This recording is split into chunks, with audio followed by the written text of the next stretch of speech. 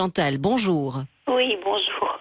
Moi, je m'auto-sabote en disant que j'ai la poisse tout le temps. Ah, ça, on a déjà fait une ou deux émissions, mais c'est sûr que ça marche. Hein. Ce sont des Oh, émissions qui font coller beaucoup oui, d'encre. ouais. Bah oui.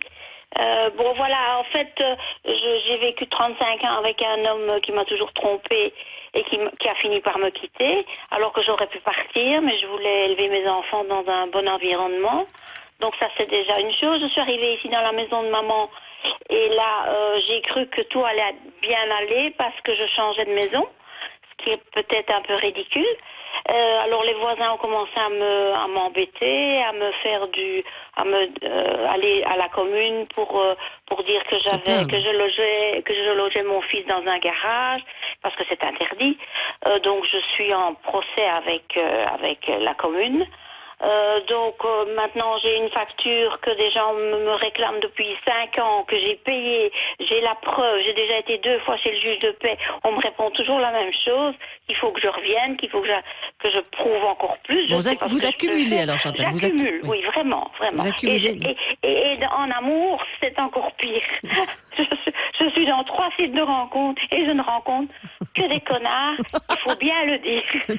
Pardon, je ne devrais pas, Chantal. Excusez-moi, Je ne devrais pas rire. excusez-moi. Non, mais je ne devrais Non, pas. et je Je ne ne- devrais pas dire ça. Non. Mais bon, voilà. Ils ne se reconnaîtront pas de toute façon, Chantal. Bon, alors là, on a donc une accumuleuse professionnelle, on va dire, Alors, Bénédicte. je vais déjà vous donner des trucs très concrets que vous allez pouvoir mettre en place tout de suite, Chantal. La première chose, c'est vous répétez chaque matin comme un mantra, j'ai de la chance, ma vie va bien. J'ai de la chance, ma vie va bien. Et vous vous programmez à ce que les choses se passent bien dans votre vie. Déjà, ça va changer parce que si vous êtes en train de dire j'ai de la poisse, c'est sûr que la poisse, elle va vous coller aux pieds, elle va grimper le long de vos chevilles, etc. La deuxième chose, qui est assez importante aussi, c'est je ne rencontre que des connards. Vous allez dire, je rencontre un homme formidable en 2016 qui me respecte, qui m'aime et que j'aime dans le projet et la durée. Déjà, vous allez vous programmer positivement.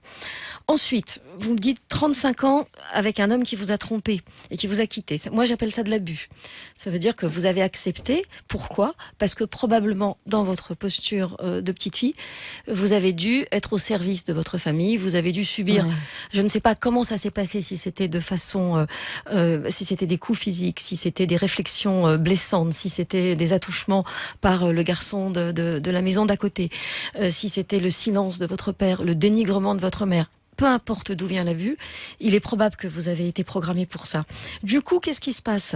Vous allez dans la maison de maman. Ah, comme par hasard, la maison de maman. Ben, probablement, c'est dans la maison de maman que les choses se sont passées. Ou ça s'est passé avec maman, ou peut-être avec papa. Oui, n'allons pas voir trop loin. Il y a Mais peut-être eu en avec effet la des complicité de réflexions. maman. Ouais. Voilà. Et puis, surtout, quand vous arrivez dans la maison de maman, vous avez tout qui vous tombe dessus. Le voisin, donc tout à l'heure je disais ça comme exemple, mais c'est tellement vrai. Le fait qu'il faut payer une facture que vous avez payée, vous avez la preuve, mais personne ne veut la voir. Et en plus de ça, vous allez sur Internet et c'est la même chose qui se rejoue. Donc la première chose à faire, c'est premièrement, vous programmer positivement sur tout va bien dans ma vie, dans tous les endroits où ça bloque. C'est le juge reconnaît, par exemple, c'est le juge reconnaît que j'ai déjà payé cette amende ou cette facture. Et vous mettez une date, bien sûr, juin 2016, parce que sinon, s'il n'y a pas de date, ça peut être n'importe quand. Mais le plus important, Chantal, c'est de vous souvenir comment ça s'est passé quand vous étiez petite, quelle était la situation la plus injuste que vous avez vécue. Et c'est comme si on prenait un ascenseur. Là, vous voyez, on est aujourd'hui dans le monde d'aujourd'hui, et vous prenez un ascenseur direct qui vous renvoie dans l'enfance, dans la situation de l'enfance, et probablement dans la façon dont vous souffrez aujourd'hui, vous êtes en lien avec la façon dont les choses se sont déroulées autrefois, et dans le corps, vous devez sentir à peu près la même chose. Et essayez de vous remémorer comment c'était quand c'était pas drôle quand vous étiez petite, et vous allez vous rendre compte que c'est la même énergie. Et à partir de là, vous avez votre fil conducteur. Ça, c'est un gros chapitre. Hein. C'est un chapitre lourd, j'ai envie de dire. Mais c'est tellement important parce qu'on en parle tellement souvent dans les émissions. Dans le chapitre 6, pourquoi est-ce que je me sabote ? Voilà, vous dites, je répète des situations que j'ai érotisées dans mon enfance.